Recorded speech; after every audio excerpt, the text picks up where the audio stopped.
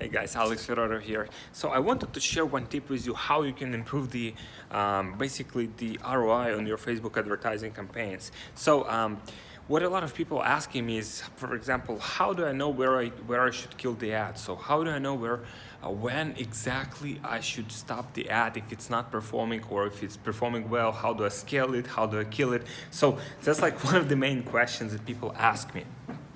And so what I found to be, really useful is identifying how much you're willing to spend to get a sale. So this is kind of like the benchmark of, how much you can actually spend to get a sale.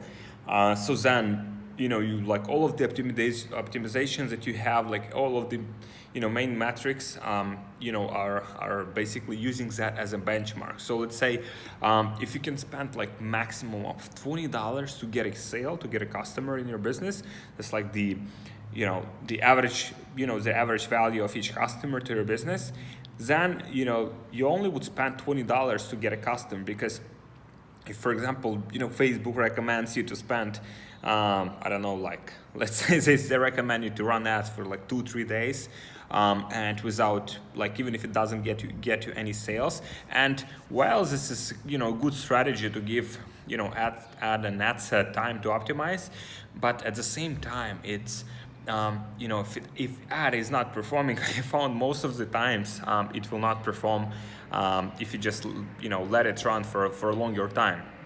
And so, for example, if ad is not running, if it's initial metrics like click-through rate and relevance are not good, and you just leave it like for 3 days, it will not improve. It will just waste your money, and it will not get you sales. So I found having that benchmark established, identifying the lifetime value of your customer and what is the maximum you can spend to get a sale in your business is like crucial number overall for any advertising, for any marketing. So I found that to be very, very important. And so, for example, you're running some ads and you're spending, I don't know, like $50 per day, and let's say you're getting consistent sales from that ad for 1 day or 2 days. When it becomes more consistent, then you can gradually scale that ad set with let's say $20, like 20% increase.